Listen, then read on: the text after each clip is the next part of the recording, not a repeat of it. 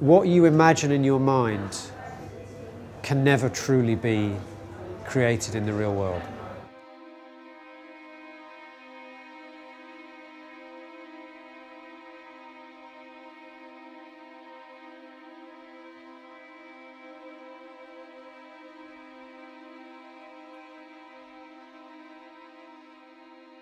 I wrote two pieces to start with, which were both quite long, and they were instrumental, but they both felt like they were telling some kind of story. Both of these pieces were about 10 or 11 or 12 minutes long, and at the same time I was reading a lot of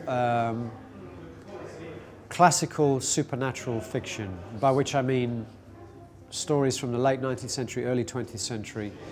And I was very inspired by those stories, and I started to write some stories like that of my own, just for fun. And eventually, as so often happens with me, the two ideas kind of dovetailed together. The fact that the music sounded like it was telling stories, the fact that I was reading and writing stories of my own.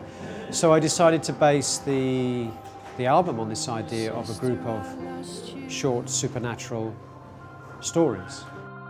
When you were still a child,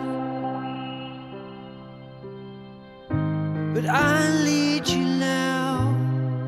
And in the story of The Raven That Refused to Sing, the main character in the story is a very old gentleman, near to the end of his life, and contemplating his own death, basically.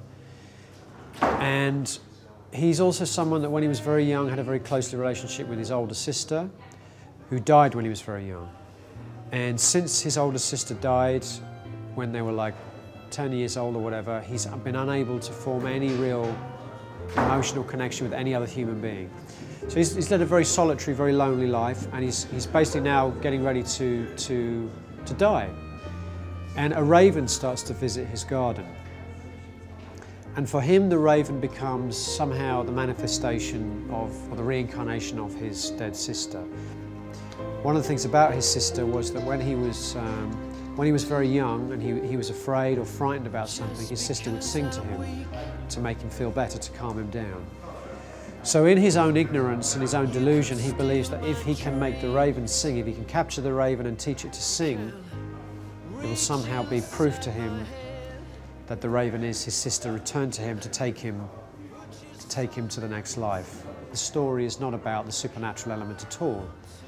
It's about the sense of regret and loss and loneliness that this man has suffered.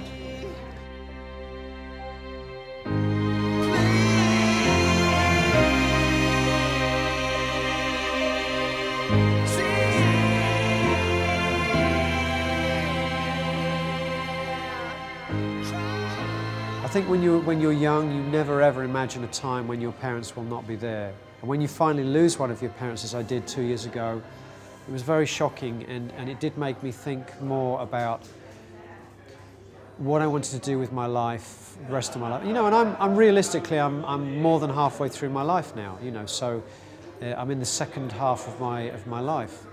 And if I'm lucky, I have a certain amount of time left. Things like success, ambition become less important as driving forces, and satisfaction and personal expression and working just with people that you really like and not working with people that you don't like, because believe me, you know, I spent a long time putting up with people that I just did because I felt that they were the key to some kind of success or some kind of future. I can't be bothered with that anymore.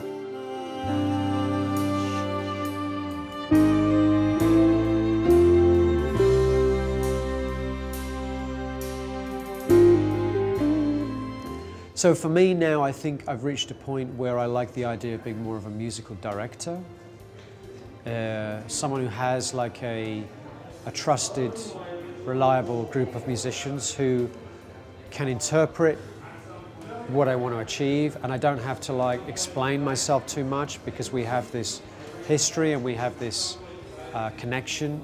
But the one thing I would never do is I would never turn it into a democratic band, because I feel like I want to remain the captain of the ship, and I want to be able to harness the talents that I have to fulfill my vision. So in that respect, I'm staying very selfish, but at the same time I like the kind of electricity and the personality that having a regular group of individuals working with me gives.